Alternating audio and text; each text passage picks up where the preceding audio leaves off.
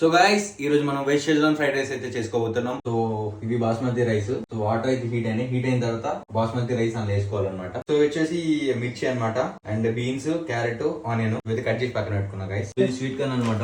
ఇందులో sweet corn కూడా add చేసుకుంటున్నాను. నేను చేసేది వెజ్ ఫ్రైడ్ రైస్ కాబట్టి వాటర్ అనమాట. వాటర్ హీట్ అయిన అందులో ఈ రైస్ అయితే వేసేసుకోవాలి. సో గైస్ రైస్ అయితే బాయిల్ అవుతుంది. రైస్ బాయిల్ అయ్యని చెప్పి ఇలా ఇట్లా తీసుకొని ఇలా అస్సలు తినకూడదు అక్కడ పెట్టేసి. సో గైస్ రైస్ అయితే బాయిల్ అయిపోయింది. సో దీన్ని వాటర్ తీసేసుకోవాలి ఇందులోకి.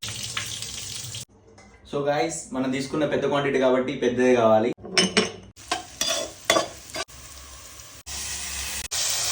గైస్ రైస్ అయితే వేసుకోవాలి. ఫస్ట్ మొత్తం క్వాంటిటీ అయితే వేసుకోవట్లేదు, కొంచెం వేస్తున్నా అట్లా. సో గైస్ ఇంత ముందు వేసిన ఇంగ్రీడియంట్స్ అన్ని యాడ్ చేసి కారం, ఉప్పు, పసుపు వేసి కలిపేసుకుంటున్నాను అనమాట. సో గైస్ ఇది షెజ్వాన్ చట్నీ అనమాట. మీరైతే ఎంతైతే క్వాంటిటీ తీసుకుంటారో అంత క్వాంటిటీ యాడ్ చేసుకోండి. అండ్ తర్వాత చిల్లీ సాస్ అండ్ తర్వాత కొంచెం సోయా సాస్ అనమాట. కంప్లీట్ అయిపోయింది. టేస్ట్ అయితే సూపర్ ఉంది. మీరు కూడా చేసుకొని ఎట్లుంది కింద టేస్ట్ కామెంట్ చేయండి. Like and share.